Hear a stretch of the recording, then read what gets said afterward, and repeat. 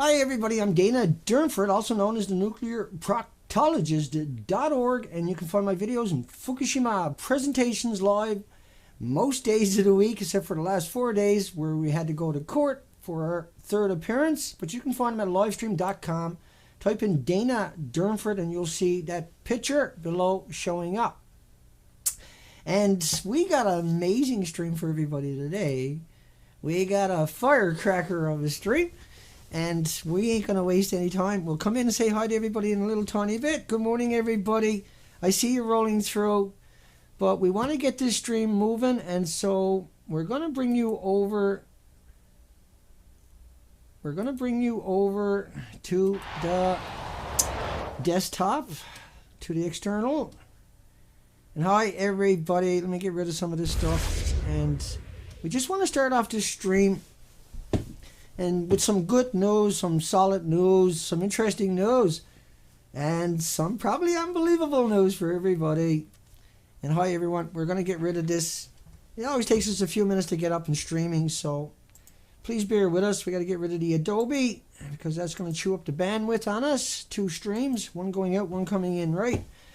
And so at the same time, let's see how this works out for us.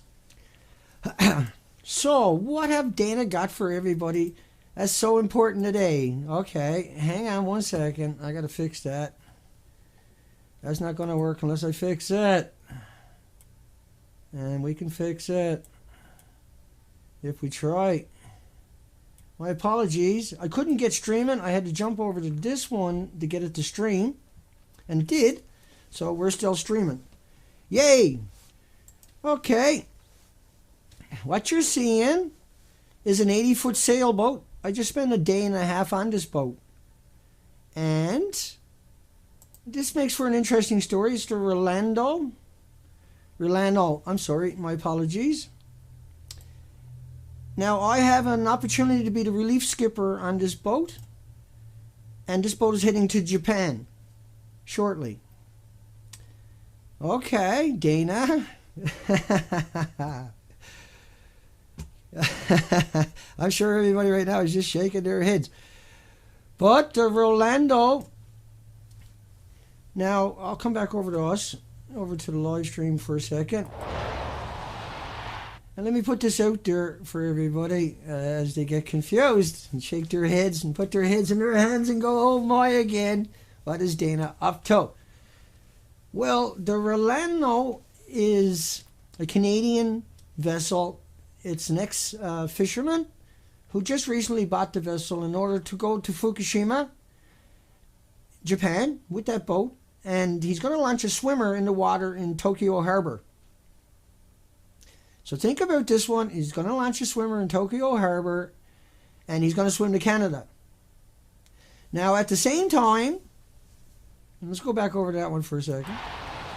At the same time, on this vessel is going to be a couple of Woods Hole Oceanographic Institution employees, and I have the opportunity to be the relief skipper. And so I'm not going as a deckhand, I'm going as a full-fledged skipper. And this person is going to swim across the ocean, but at the same time, Woods Hole is going to be taking samples across the ocean. And they also have gear to take krill, I think, or phytoplankton samples. Most likely phytoplankton by the looks of it. So this is really interesting stuff. Now, I don't think I'm going personally. I think I can be more helpful where I'm to. But that does not mean that this is not going to happen for me, but it's definitely going to happen for them. I might go. I haven't made up my mind. I'm going back down on Sunday. And I'm going to interview everybody. We spent a day and a half with them. Absolutely adorable people, unimaginably brave people. The crew is professional. The boat is number one. It's outstanding. I had a really good tour of the boat. I met the crew. The crew came up to the court room on yesterday when we had our third court appearance in Victoria. For criminal harassment charges against Woods Hole Oceanographic Institution employee and UVic employee. Now, here we are faced with a scenario where I'm supposed to go out, or I'm allowed to go out, or I'm being asked to go out, is a better way to put it, and join that expedition as a relief skipper. The expedition is probably going to take about 4 months. It's about 20 days over there. It's going to take him over 3 months to swim back. What he's going to be doing is extraordinary. You're talking about a couple of marathons a day on the human body. You're talking about 8 hours in the water. You're talking about somebody that's going to use up every fiber and muscle in their body. And you're talking about somebody who's going to leave from Tokyo Harbor. The boat will bring enough water to go there, turn around, and come back. They won't be buying water there. They've made that very clear to me. And that Richard, the owner and the skipper of the boat, is extraordinarily talented in many, many, many aspects. But he's extremely astute when it comes to Fukushima. And that he has a huge collection of our material, and that he really truly does get it.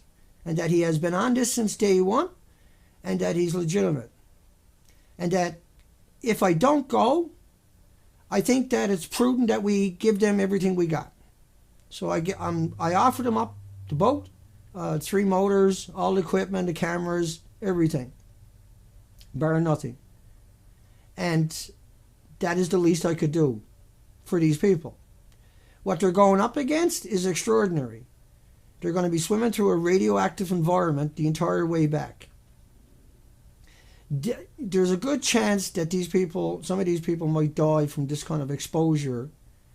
Not a good chance, but it's a very real chance. Sometimes I'm not sure, so how aware they are of what kind of danger they're facing. There's multiple reactors throughout the coastline of Japan, and that the current heads towards Tokyo, and it runs right past Tokyo. We know that they burn it in the incinerators in Tokyo, 200 to 300,000 becquerels per kilogram, and that we know that they've been dumping it continuously for the first couple of years, that they admitted after, but they were dumping it non-stop for the first couple of years in Tokyo Bay. We know that the Fukushima reactors in Japan, and we'll cover that in a little tiny bit, and we're going to come over and say hi to everybody in a minute, but we know that the reactors throughout Japan, there's many reactors. We assume there's up to 14 reactors are melted down on that coastline. And so we'll explain that in detail coming up. I'll come over and say hi to everybody. I'm sure everybody is totally as confused as you should be with that kind of news, and that's okay. Trust me, I've kept this under my hat on purpose. So that's the basis of it. We're going to go down and do an interview. We're going to go down and do an interview on Sunday and Monday, and then we're going to come home and we're going to chop that up, and we're going to put that interview here on the internet, and we're going to try to rally people to support these people. What they're doing is extraordinary. And what they're doing is a feat on itself. But all the focus is not going to be on me, it's going to be on Ben. And so we'll be interviewing Ben on Sunday, Monday morning. And so we're going to wait before we tell you anything else besides that. We're going to let them tell the story. But it's prudent and it's pertinent, and we have to start shoving this out there. So I'm going to go do that right away.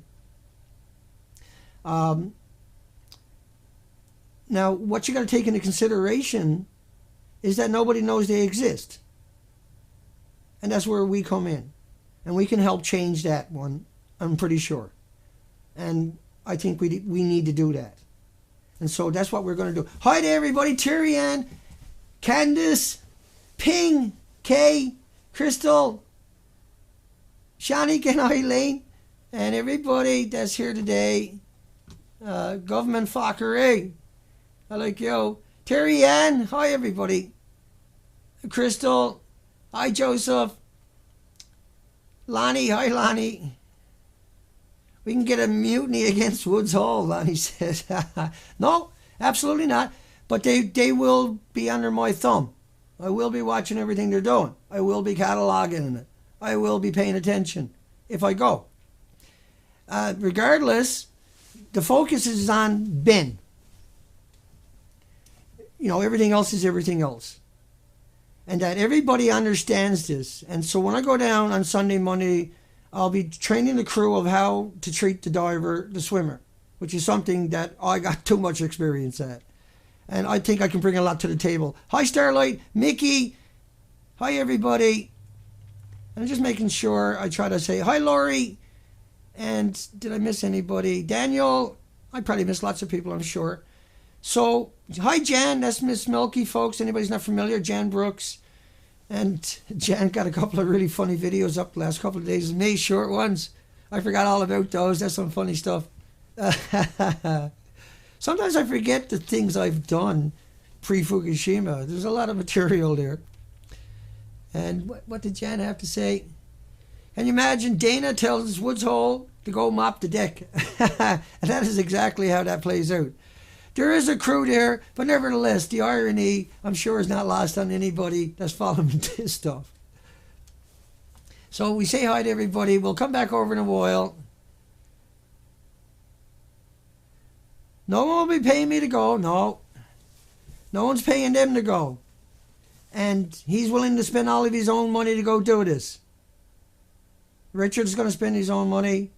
Woods Hole is donating, obviously, paying money on it. But also Ben. But let's get something straight. It's going to cost a small fortune. They have to bring everything with them. They have to have everything before they go. They can't buy. There's no wall marks along the way, of course. And once you commit, once you start sailing, there's no turning back for the next 4 months. Now, they will have a satellite phone, and if I don't go on the ocean, we'll get exclusive updates while we're live streaming, because we can phone them up and get to whoever is on the wheel or whatever the case may be. I personally am considering going, trust me, in a very big way.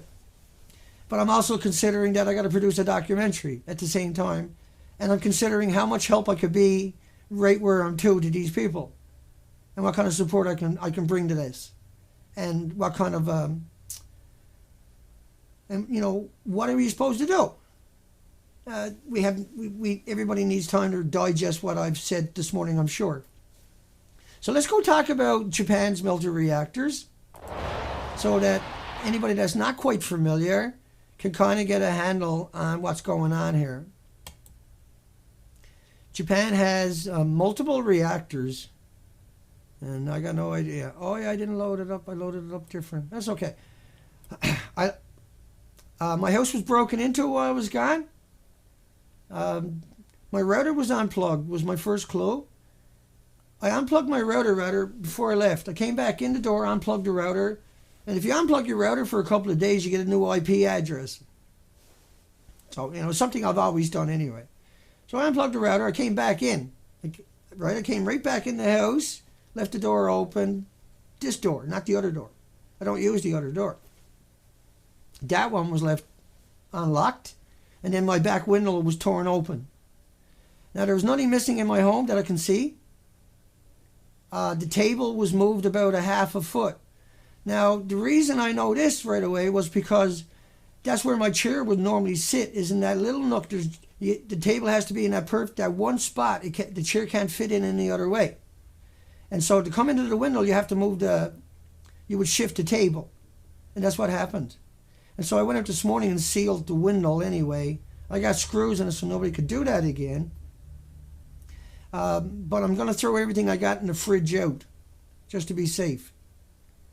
And that's too bad, because I got a lot of groceries there. And it breaks my heart, the thought that I'm going to throw that away, but I feel I got no options. And so toothpaste, toothbrushes, everything that's here got to go. Shampoo, everything. I've been vilified and demonized and harassed and barbarized by the nuclear PR firms relentlessly. I've been charged with criminal harassment, but the mainstream media throughout Canada said I was charged with death threats. I was defunded. And by the way, thanks to Bill and James in Australia, big special shout out to you guys for making a big stand and supporting me recently in such an enormous way. And that you're coming on board in a huge way, and you're going to continue to support me is extraordinary. Appreciate it. I can't even begin to say.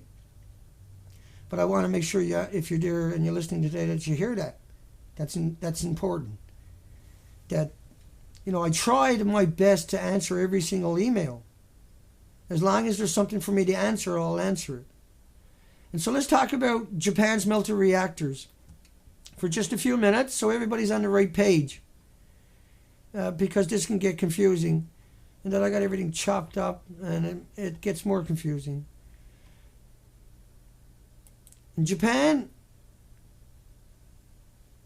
what have I got done to us? Japan claims inside of number 4 it looks like that. But on the outside it looks like that, right? They tore all that off, it looks like that. But they claim inside of it is that. Now we know recently that Unit 4, they just, in the mainstream media, has come out and talked about how all the spent fuel pool was gone by March the 18th. And that was through the NRC emails that weren't, redacted. But anyway, it looks like that. They tore it all off, right? The fuel pools were up by the roof. And so they claim, and that's what I mean by being up by the roof. I don't mean on the roof. I don't mean right at the roof. I mean up by the roof. But as you can see, the building detonated. When the fuel pool loses its inventory, or loses its water because it caught fire, it blew up. It caught fire, it blew up. And so that was just Unit 4 we're talking about right now. Because I got everything in the world going on here. We're going to keep moving on number 4. Just a quick note. Number 4, halfway point for Fukushima. Let me move that around a little tiny bit. Halfway point for Fukushima. They came out and faked it. Look at the picture to your left, and then look at the pictures I put there to the right of the explosion in the building. But look at what BBC told you. Look at what World Nuclear News told you. Look at what Informable showed you. They showed you a perfect symmetrical building. The pictures to the right of it are the pictures I put there. The pictures of the destroyed buildings are the pictures I put there. In order to show you how big the lie was. There's RT. There's TEPCO's official pictures of the outside and the inside at the same time. There's TEPCO's official pictures from motherboard, and the ones blown up alongside of it are the official pictures that I put there for comparison. So Fukushima had a 9.0 earthquake.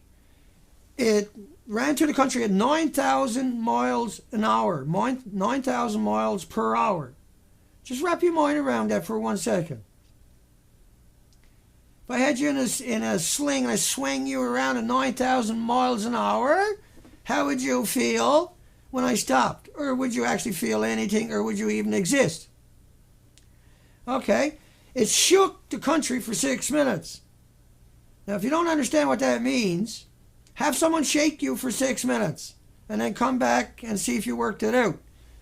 It was 1,000 times more rough than Haiti's earthquake, 100,000 times more powerful. Now, this earthquake shook the entire country. The entire country. Look at the map. Look at the way it went out. It was felt in Florida 30 minutes later. But in surrounding countries, it knocked people off their feet. So it wasn't just Japan. When a 9.0 hits, and it was actually a 9.2, but, you know, who's counting, right? 9.0, it wrecked the country. A tsunami inundated the country several hundred miles. If you go to YouTube and you look up, if you take a map of Japan, and then you take each major city where there's nuclear power plants, and then you type that into YouTube and look for tsunami, you'll see footage of the tsunami running through many, many, many nuclear power plants communities. Okay, what do you mean by that, Dana? Well, it looked like that when the tsunami went out. Does that make any sense for you? And so what happens is if the power plant doesn't get power for 90 minutes, it melts down. And then the noble gases are released, and then when that hits oxygen, it detonates. It doesn't need fire, it just needs oxygen. So the noble gases in large quantities will detonate. That's a given. That's how it works. It'll detonate in the air. It'll go up and just detonate. So unit 1 was a 100% meltdown, a melt through, and a melt out. Dana, let's talk about that for 1 second. Fukushima has 4 meltdowns that we are 100% confirmed. That's confirmed. That's indisputable. Reactor 1 was 100% meltdown. Reactor 2, 100% meltdown. Reactor 3, 100% meltdown. Reactor 4, like I just showed you, that's Reactor 1 you're looking at. This is Reactor 2. That's a 100% meltdown, melt through, melt out. And that was confirmed. That was confirmed about a month ago. There is no inventory and no fuel in the reactor. It's gone. Chernobyl was 1/3 the size. Chernobyl was a 30% meltdown. Chernobyl, the chain reaction stopped on its own after 10 days. A chain reaction is where the fuel becomes liquid uranium, and think of it as like the sun. Now, as it's consuming all the natural stuff around it, like rebar and steel, that's natural atoms, there's natural isotopes there, per se. They're actually emitters. There's around 262 known emitters. There's 10,000 classified isotopes. So a lot of people get confused because they think 250 natural emitters, that's all there is. That's supernovas, that's starbursts, that's the stuff that is indigenous to the periodic table throughout the solar system that we're familiar with. It doesn't mean there's not new stuff in the solar system we don't know about. It just means that the stardust that lands on Earth, the genetic makeup of it, everything on this planet Earth is acclimated to it through genetic superior selection. But when it's sucked up in that melted uranium chain reaction, 5 to 9,000 degree temperature ball, a mass, it's fissionable product. And so it's adding extra electrons onto the original natural stuff that was in the rocks or the steel or the rebar or the cement or the Bic lighter or the jacket or whatever fell in there. That now become ionized and radiated. That now become a dirty bomb. That now become qualified for nuclear waste, and that now qualifies because it's extraordinary. Just because it's not directly from the chain reaction, the fact that it become in contact with the fissionable product. So when you spray water in on it, you're creating tritium from a fissionable product, not from a chain reaction of a normal nuclear reactant, from a meltdown. So a meltdown is different. A chain reaction is burning at several hundred degrees. A meltdown is burning at thousands. And so no matter what, if you drop the mousse down there, you ionize and radiate it and atomized and aerosoled the mousse. And so if you get those atoms 5 to 10 to 15, 20, 25 to 30 years down the road, there's all kinds of cancers and leukemias that will show up.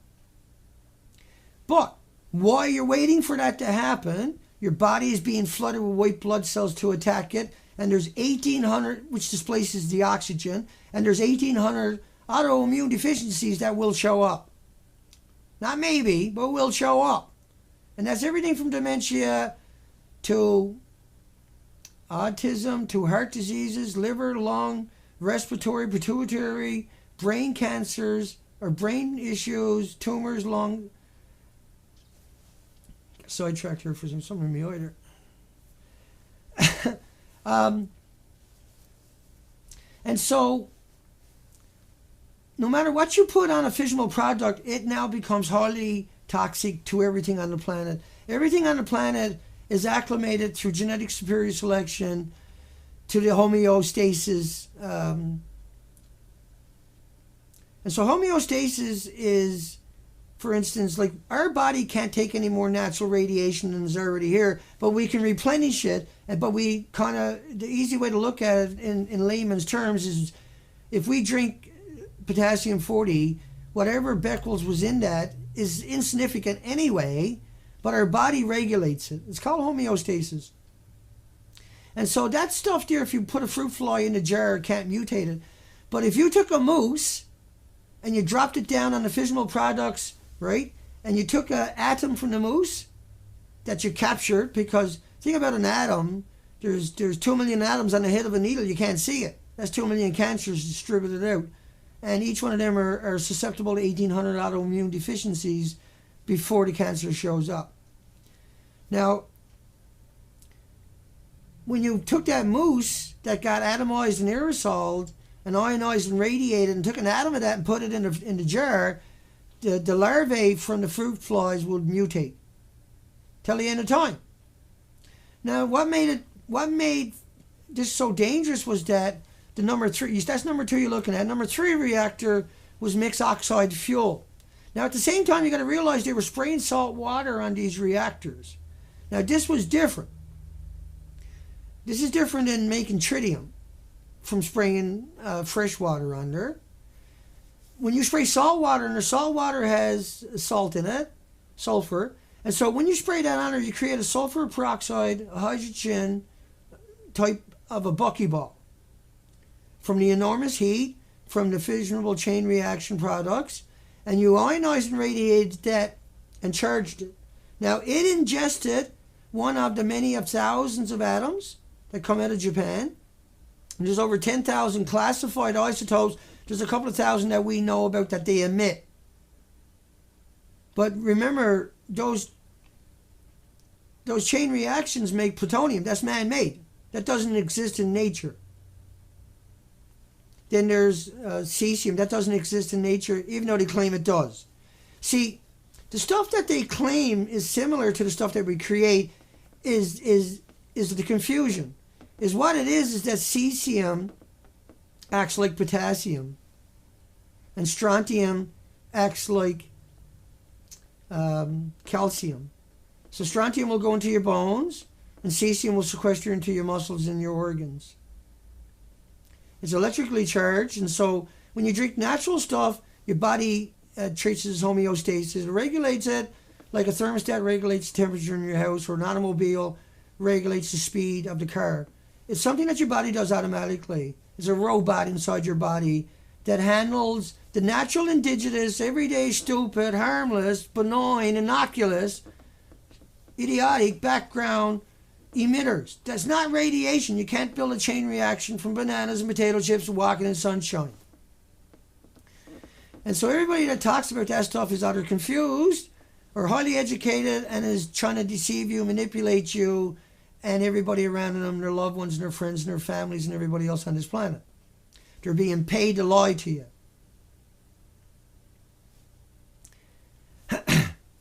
And so, reactor 3, what you're looking at behind me, alongside of me. Let me clean that picture up in a second. I'm having a hard time this morning. Like I say, I had another stream set up because I couldn't get this one to work. That didn't work. I came back and made this old one work. And so I don't know where everything is to today on my computer, because this is an old stream I'm not supposed to be using today. And I made up one this morning to compensate. And there's so much going on, you know. Okay, so that's reactor 3. This was mixed oxide fuel. It's 2 million times worse than any current reactor on the planet. Any current reactor on the planet. And it's 100% melt down, melt through, and a melt out. So that means it's no longer in the building. It's no longer in the containment. And that it's loose into our environment. It's a predator released into our environment. Just like nuclear scientists or marine chemists. These are predators in our environment. And but Fukushima is number 3. They took missiles from silos, put it through a chain reaction again. So the missiles from the silos are 40 or 50 years old. They're unstable. They went through a chain reaction. It was old technology. It was supposed to be used in a bomb. They took it from the bomb, reclaimed the plutonium, reclaimed the uranium. Then they put it through a chain reaction again. Now they turned that reactor into what's known as a breeder reactor. And a breeder reactor, and these reactors have around 5 million pounds in the core, in the reactor. Every 18 months they take that out and put it on the roof. It's around 3,450 assemblies. Each assembly is 18 feet long, or 18 pounds and 12 feet long. or there's 80 rods and they're 12 feet long and they're 18 pounds each. There's 3,450 of them per reactor. They take it out every 18 months and put it on the roof. Do you see any roofs there? It can sit there for decades, cooling down, and then they are going to attempt to put it in a dry cast, or what's known as a common spent storage pool on the deck. So if you got 6 reactors, bear with me, if you got 6 reactors, and you put 5 million pounds in each of it every 18 months to 2 years, and then your plants are about 30 years old, and so that's around 15 cycles. And that's 15 cycles for each plant at around 5 million pounds per cycle. And so when you do the math on that, that's extraordinary numbers. And that's missing. Now what they allude to was there was around 1,140 rods. And some will tell you rods and some will tell you assemblies. And there's 80 rods in each assembly. But what they don't tell you was that there's originally 5 million pounds every 2 years gets taken out and put on the roof to cool down in the fuel pools. They boil off 120,000 liters a day into your community. They're very hot. It's a perpetual motion machine. If you don't put water in there, it boils off an inch a minute. This is how it works out. And so the pools might be 30 feet deep, but because of the tsunami and the earthquake and everything else, the infrastructure throughout the entire country was ripped apart, right? They collected, and think about it, you can't get power in for 90 minutes, and most of the country was looking like that along the coastline, the east coast, where there's... So Japan is the size of California, but California only got a couple of reactors. Japan had 54. The reactors that they're starting on the inside, not the outside where you see the word Tokyo, but on the inside of the islands where you see the 9.0 magnitude on that side. That's the west side. The east side was wrecked, right? And so the nuclear power plants that were along the east side looked like that. And so eventually they cleaned up some of them and they made a path through the country. But remember, they collected 9 million plus bags just in Fukushima Prefecture. They've been cleaning up throughout Japan, and you can find these pictures throughout Japan. Radiation, we covered the radioactive fallout through Japan many times, and a lot of those presentations were taken down when I was charged with criminal harassment and then demonized and vilified in the mainstream media like the Global Mail, who sell stocks for uranium constantly, every week or every 2 days. They're selling stocks. And then they broke a story that I was harassing the nuclear pukes from Woods Hole Oceanographic Institution in Boston and the University of Victoria in British Columbia, Canada, in Vancouver, in Victoria. And so I've made 3 court appearances, and I've talked to 16 lawyers, and I didn't have a lawyer this time. And so when I go to court again is in 5 weeks. Now if I miss that day, they're going to issue a warrant for me. But if I go that day and plead guilty, then I have a criminal record for the rest of my life. If I go to court and plead not guilty, then I get an extended time to find a lawyer. And I can assure you I'll be pleading not guilty. Absolutely, positively, 100% not guilty, Your Honor. And I'm probably going to have to do this on my own because after 16 lawyers, their trepidation is they're taking on the UVic Law School and they're taking on the Pentagon, which is who funds Woods Hole Oceanographic Institution. Their job is to cover it up. Both of these institutions' job is to cover up for the nuclear industry and corporations that are polluting our planet relentlessly with no checks and balances whatsoever. We are the checks and balances. And we are trying our best. The Pacific Ocean, from all these reactors along the coastline that melted down, and we have reports from 14 reactors that could not go into cold shutdown. And the reason being, when you go look it up, is you find out those areas look like that. And so those reactors melted down, they hid it from you. That's a fact. You can take that to the bank. Because when you look at the data, How could they get power into there in 90 minutes? How could they get power in there when there was thousands of people stranded on the way there? Did they run past everybody and try to run power in there when up to 500 miles of the coastline was wrecked? There's 2,000 square miles of debris out in the Pacific Ocean.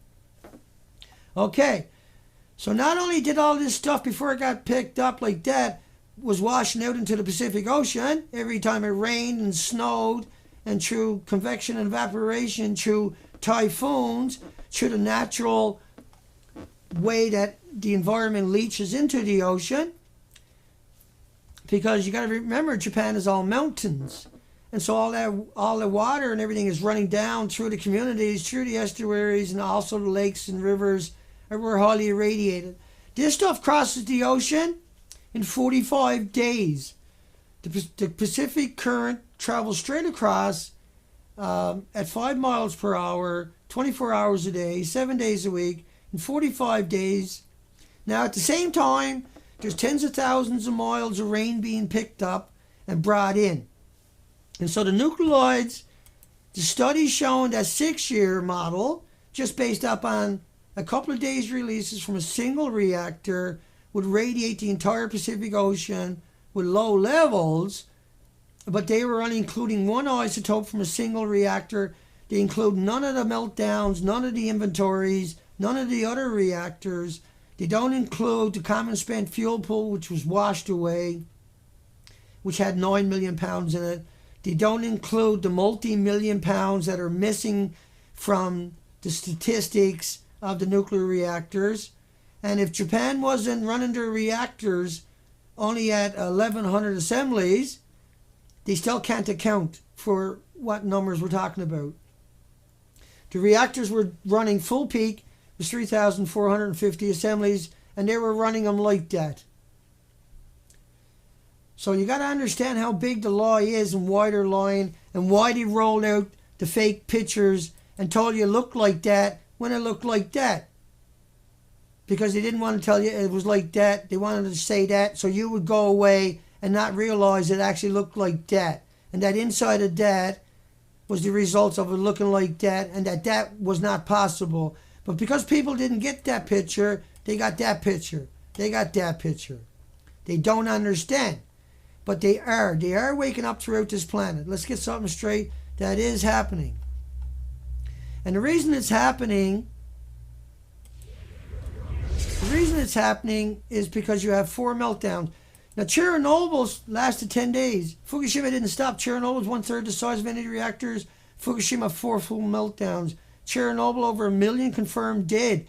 Kofi Annan said in 2000 there was over 3 million children with permanent disabilities just in Ukraine. In Fukushima, they say there was none. In Chernobyl, they abandoned the homes for a lot less radiation than anything coming out of Fukushima. Fukushima, you get free homes if you're pregnant. In Chernobyl, they use graphite. Graphite is a solid fuel. It's a block. At Fukushima, the MOX fuel is pellets.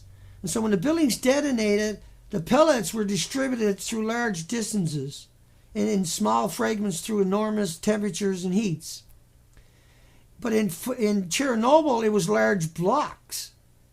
And so they couldn't travel very far. Now, the fallout lasted 10 days. They still can't eat the meat, drink the milk, or sell the land in Ireland, Scotland, UK because of Chernobyl.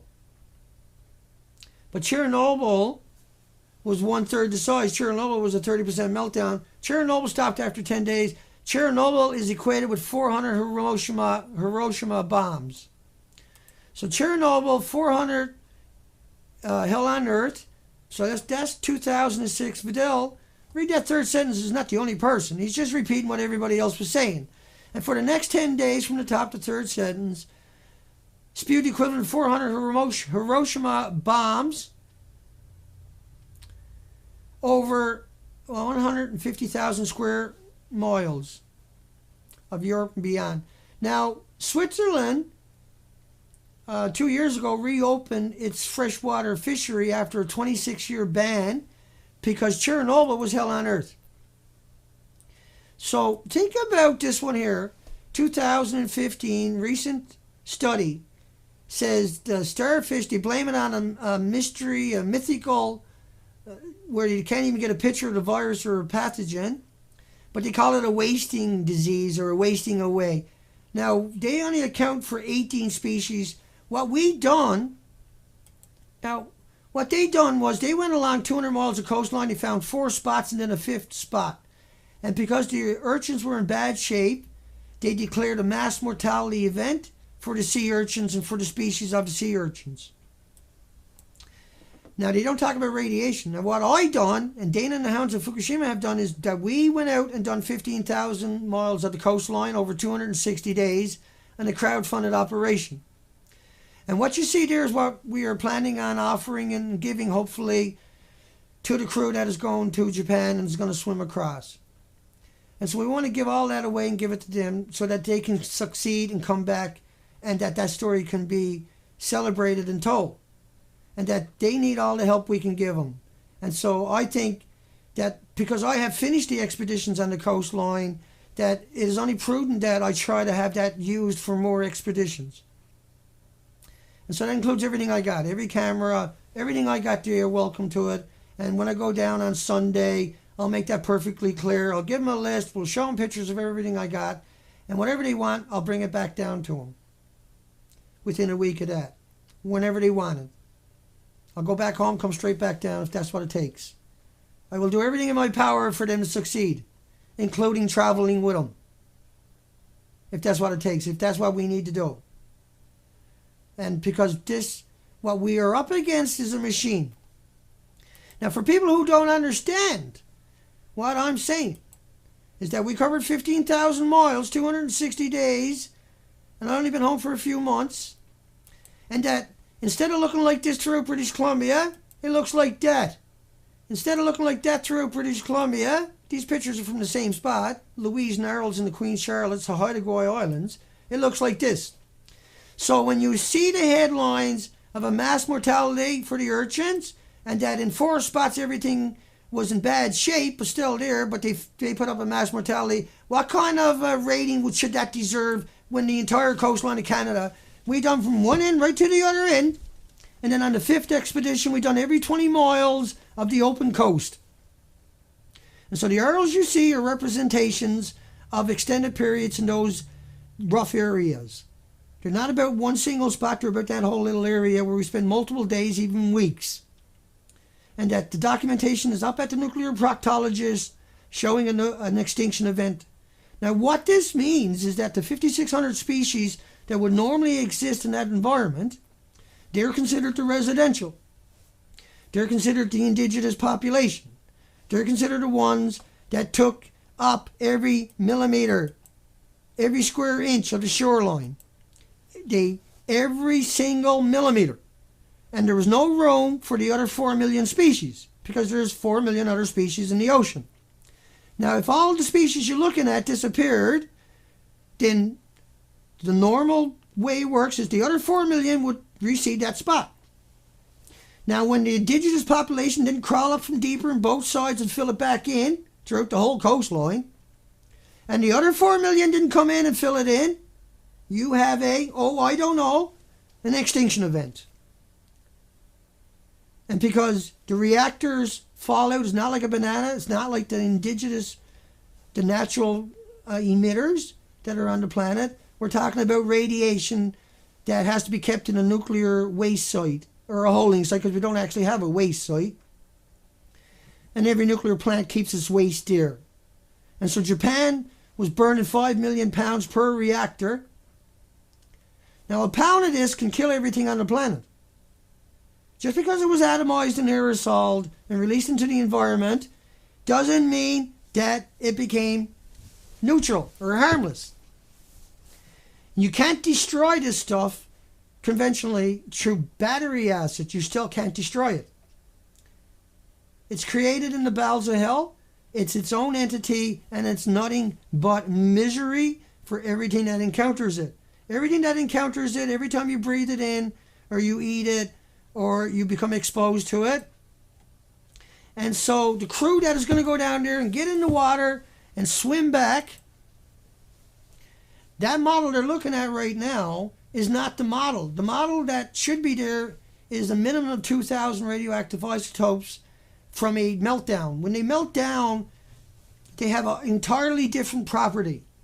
And so it's not cesium and iodine. And by the way, iodine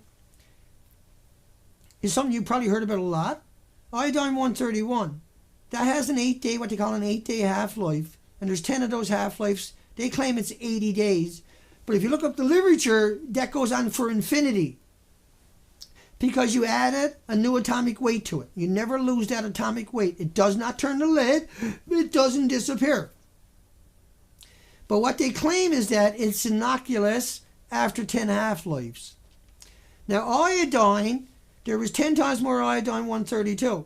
There was 30 times more iodine-133, but there was 31 times more iodine-129 with a 15 million year half-life.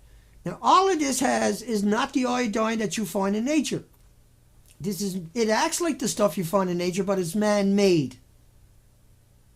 Do you understand what's going on there? They named it iodine because iodine is something you're familiar with. And because it goes into your thyroid and seeks the same path as iodine naturally seeks in your body, they grouped it together to confuse you, to deceive you, to manipulate you, to kill you. And if you don't think it's true, then you really truly don't know very much about this subject. You don't much about, and I know that would seem incredible, but that is exactly what is going on. This is why we have terrorist laws. This is why we have nuclear holding sites. This is why we have terrorist drills, so that if the terrorists get hold of a few grams, they don't contaminate your city. And that a gram of it produces more atoms, radioactive atoms, not the radioactive that's natural to Earth, which is emitters, radioactive, where it has an extra electron added onto it, or many, and it has a new atomic weight that is not in the periodic table, is introduced because it is man-made. And so they're going to swim across, because what else can we possibly do that we haven't done? We've done everything to plead for some sanity. We have done everything to plead for a reason. We have done everything to plead for common sense. We have done everything imaginable. But the media continues to lie. The media continues to manipulate you. The media continues to say that Chernobyl, 1/3 the size of 30% meltdown, is way worse than Chernobyl or Fukushima. When Chernobyl is a candlestick compared to what happened just in Fukushima. Not counting the other reactors on the coastline. Just Fukushima. Because Fukushima is not graphite.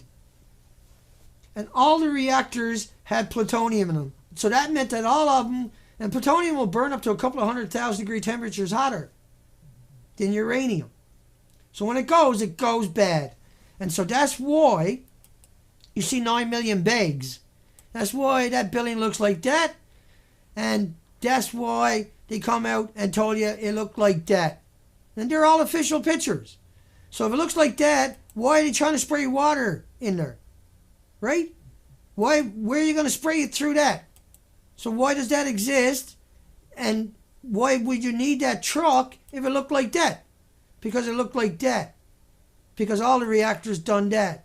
And that's why you won't see Harvard and Yale and Berkeley, MIT, Stanford, Oxford, or any of the industry's PR firms, the bootlickers, the puke machines, down there. You will not see those institutions walking around at Fukushima. But yet they all went to Chernobyl. And they stayed there for many years and sometimes decades. But none of them, not a single one of them, not an iota of them, have went to Fukushima. Because that is where you send people to die. That is where you send the homeless. That is where you send the victims of society. That is where you send the most impoverished. That is where you send the immigrants only. That is not where you send your loved ones. Because you're better than them, right? I'm talking about Harvard and Yale and Stanford and Oxford and MIT and University of Victoria and Woods Hole Oceanographic Institution. So we are looking at an extinction event. And I will do everything in my power, with my last breath if necessary, to push this away, push this out there. And so that everybody can understand it, and that all the bright minds and intelligent people and the people that will be able to make more sense of it can come on board and find out about it. And that these people can use their minds and brain power to come up with solutions and way forward. It is only through the collective of everybody having an input of a way forward. Think about this. If a meteorite was coming towards the planet, and it's a killer. Now, we've seen lots of Hollywood movies about that. What did we do? Well, Hollywood, set up a few nukes. That don't work. Let's get all the government and loved ones and friends and families and put them in a shelter. And we'll have a lottery for anybody, any room left over for the plebes. Because they're more important than you. And that's why they're doing what they're doing to you. Because they feel like they will lose everything if you find out what they done.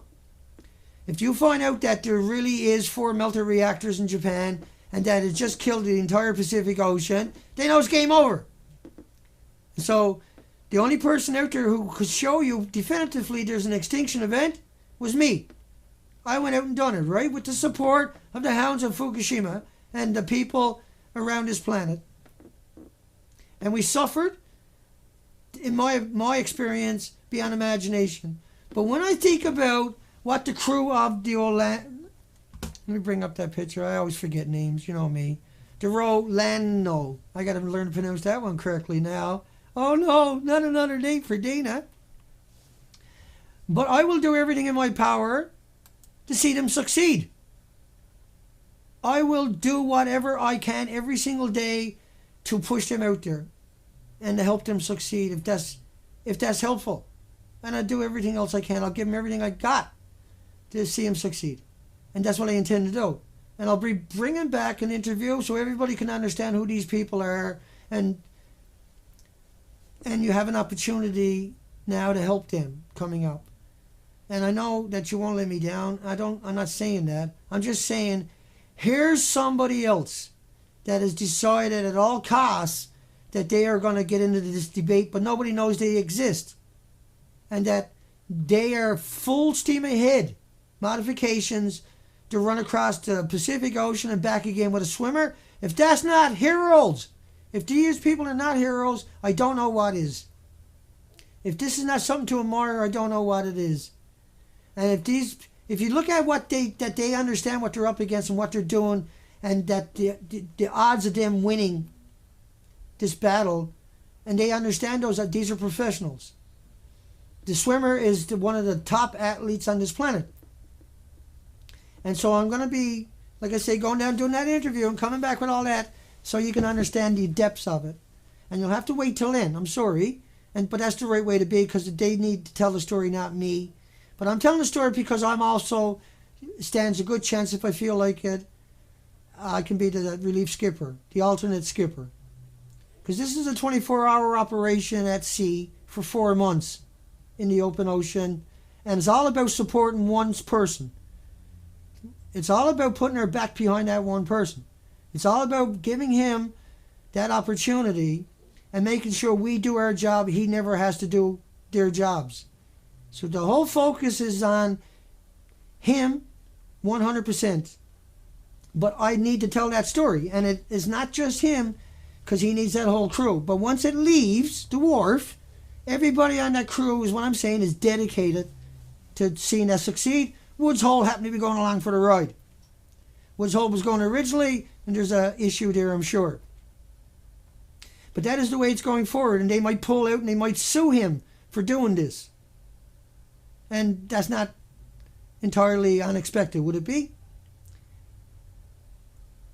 Once again, we are faced with an opportunity to do the right thing. And I'm so pleased to come out and tell that story. I'm so excited about the story. But myself, I don't think I can handle a trip across the ocean and back. I don't think I can handle it. And that's something I thought before, but I went and done it, didn't I?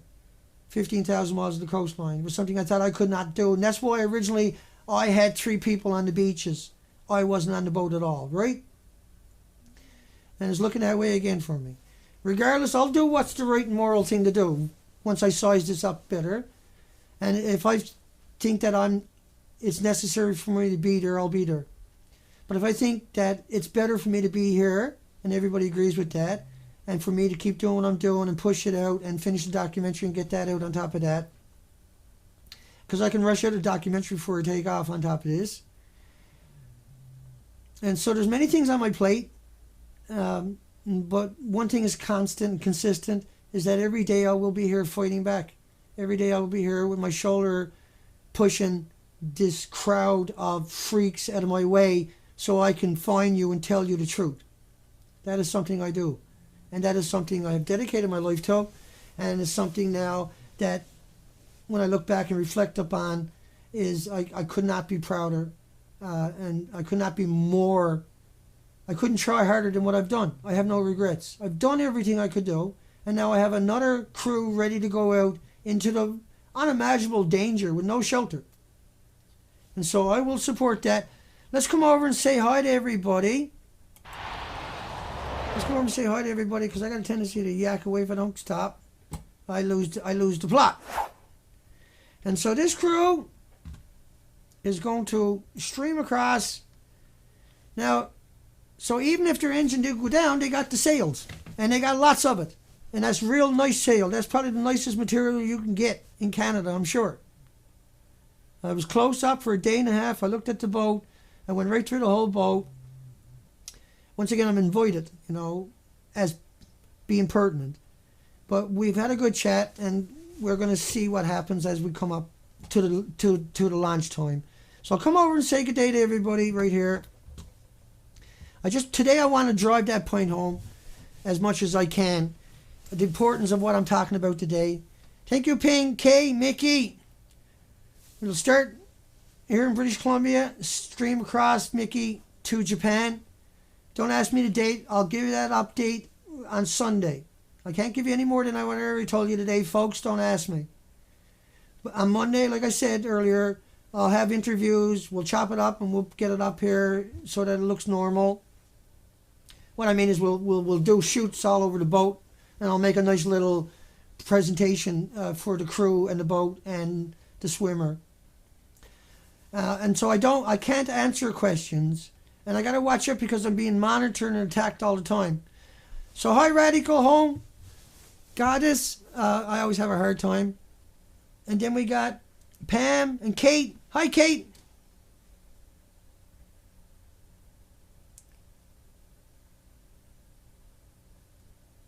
I'm not sure, Kate. Find out why Yoshi is taken. Yeah, no, if I go, I got to be taking enough supplies to take care of myself.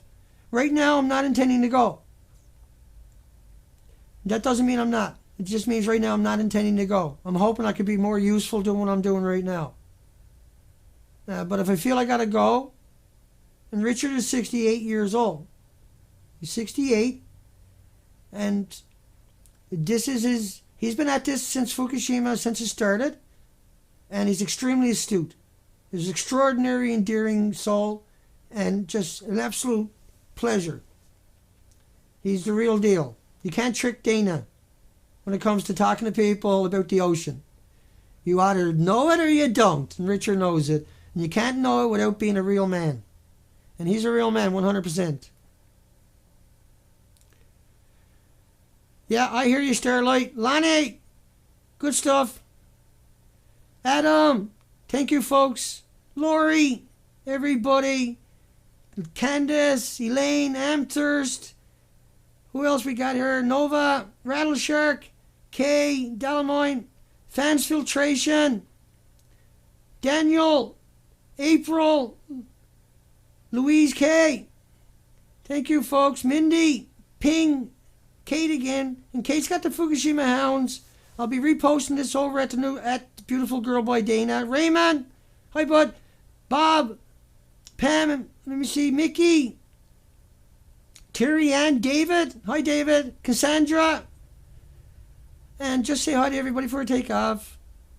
Abigail, I haven't got my glasses on. I'm sorry if I pronounced it wrong. Jan, thank you, sweetie.